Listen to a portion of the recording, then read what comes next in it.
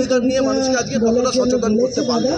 দেখুন, আমি বিভিন্ন জায়গায় বলি 10 ডিসেম্বর আজকের দিন আন্তর্জাতিক মানবাধিকার দিবসে আজকে আমাদের কমিটমেন্টের দিন। সারা পশ্চিমবঙ্গ সারা ভারতবর্ষে যেরকম চলছে জাতের লড়াই, নানা রকমভাবে মানুষ সেই সৎ আছে কি, মানুষকে সঠিকভাবে দেখছে কি, সেই লড়াইয়ে সেই যাতে মানুষ একটা জায়গায় সেই প্রতিবাদে গড়ে ওঠে। আজকের দিনটা আমার মনে হয় আমাদের প্রতিজ্ঞার দিন। আজকের দিনটা কমিটমেন্ট যে আমরা একসঙ্গে লড়বো, বল একসঙ্গে লড়বো। হিউম্যান রাইটস সিপিডিআর ইন্ডিয়া আমরা মনে করি পশ্চিমবঙ্গের এখন যে অবস্থা, মানবাধিকার মানুষ কি সেই অধিকার পাচ্ছে? এখন পাবে না মানে জোর করে কেন বলেছি তো, আমরা বিভিন্ন জায়গায় বলেছি, আপনাদের প্রেসে মিট দিয়েছি, যে বলেছি যে একটা জিনিস মানুষ যেন অবশ্যই দৃঢ়তরভাবে একটা চিৎকার তোলে যে অমুক তমুক নানা রকম ছুটি ঘোষণা সরকারের কেন্দ্রে। আমাদের বক্তব্য হিউম্যান রাইটস সিপিডিআর ইন্ডিয়া একটাই আওয়াজ তুলবে, international human rights day 10 December আন্তর্জাতিক মানবাধিকার দিবসকে একেবারে ক্যালেন্ডারে ছুটি ঘোষণা করতে। এইটা অত্যন্ত জরুরি, এবং ছুটি দিলেই মানুষের চাকরি একটা দিন চলে গেল তা না, একটা সম্মান দেওয়া, ক্যালেন্ডারে ডে হোক human rights day, international human rights.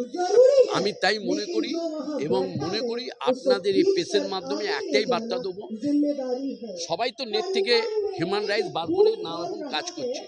আপনারা দেখুন, আসুন, রাত্রির 12টা হলো, আজকে মানে চাকরির দিন, উইকডে, মাঠ কানায় কানায় ভর্তি ছিল। কেন?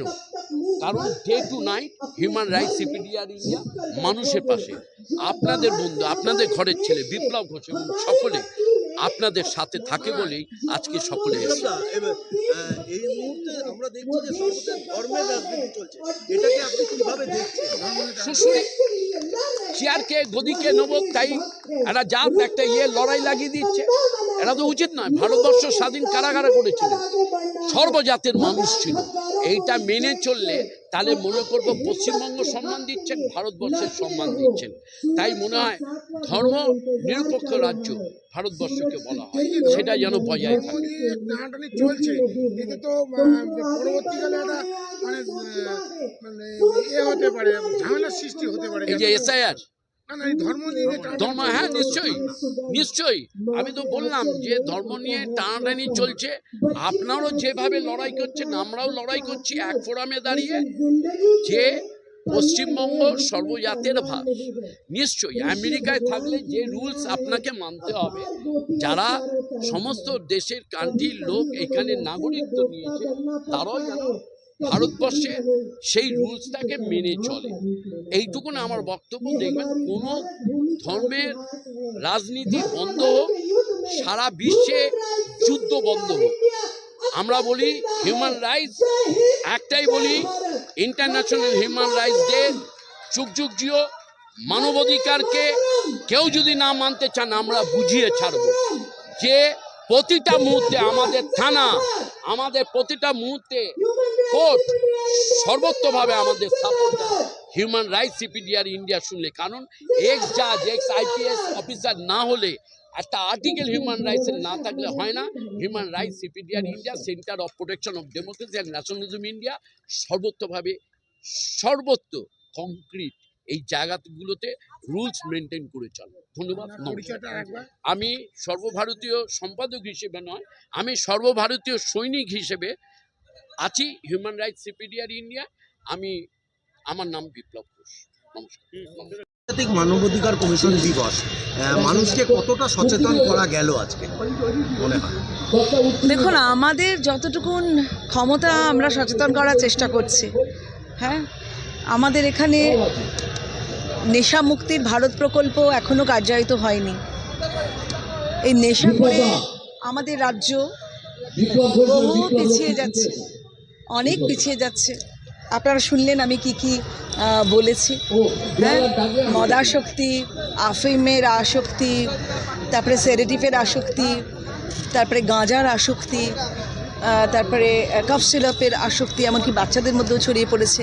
এই আসক্তিগুলো আমার মনে হচ্ছে স্টেট স্পন্সার্ড, কারণ একমাত্র অনেক রেভিনিউ আদায় করা যাচ্ছে এই আসক্তির জন্যে। প্রচুর মদ বিক্রি হচ্ছে এবং আমার খুব খারাপ লাগে যখন আমাদের স্টেট হেড বলেন যে এত এত এত এত রেভিনিউ এসেছে মদ বিক্রি করে, খুব বিয়ার খান, খুব মদ খান, খুব সিগারেট খান, এসব যখন বলে না আমাদের দুঃখে বুকটা ফেটে যায়, কারণ আমরা মানবের অধিকারের সঙ্গে লড়ে আছি। কেন দেখব আমাদের সন্তানরা আসক্তিতে ডুবে আছে?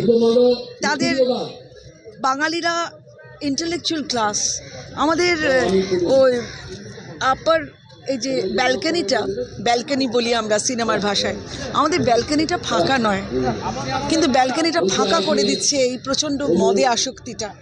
সুতরাং ব্যালকনি ফাঁকা রাখলে চলবে না, আমাদের হাউসফুল রাখতে হবে মেধায়, শৌর্যে, বুদ্ধিতে, সংস্কৃতিতে। আমাদের নদী, আমাদের বৃক্ষ, আমাদের সংস্কৃতি, আমাদের ভক্তি, আমাদের মুক্তি, এতেই আমাদের মুক্তি। সেইগুলো যদি না থাকে তাহলে আমরা কোথায় যাব? তাই মানবের অধিকারের জন্য please come and join us. আমাদের বন্দে মাতরম গানটি পুরোদিন জানানোই হয়নি ভারতবাসীকে, আমরা বাঙালিরা জানি। তাই আমাদের বাঙালিদের অধিকার সবাইকে জানানো। নেহরুজি এবং জিন্না এবং তার ভাই শওকত আলী জিন্না তারা বন্ধ করে দিয়েছিল। আমাদের বড় বড় শাস্ত্রীয় সঙ্গীতকাররা যখন গান গাইতে বন্ধ করে দিত, বললো বাস দিস মাচ, তবু তারা বলতো যে আমরা গাইলে পুরোটাই গাইবো, নইলে গাইবো। এই করে অনেক কাণ্ড হলো, কিন্তু তারপরে বন্দে মাতরম গানটা টুকরোই থেকে গেল এবং সেই পাপে আমাদের ভারত খণ্ডিত হয়ে গেল। তাহলে আমরা যদি জানাই সেটা কি অপরাধ? আমরা যদি গীতা পাঠ করাই সেটা কি আমাদের অপরাধ? গীতাটা পাঠ করতেই হবে, কারণ যখনই ধর্মে প্রচণ্ড পেয়ে বসে তার জন্য কিন্তু শ্রীকৃষ্ণ আমি রূপে আসে। এই আমাদের মধ্যেই শ্রীকৃষ্ণ আসে।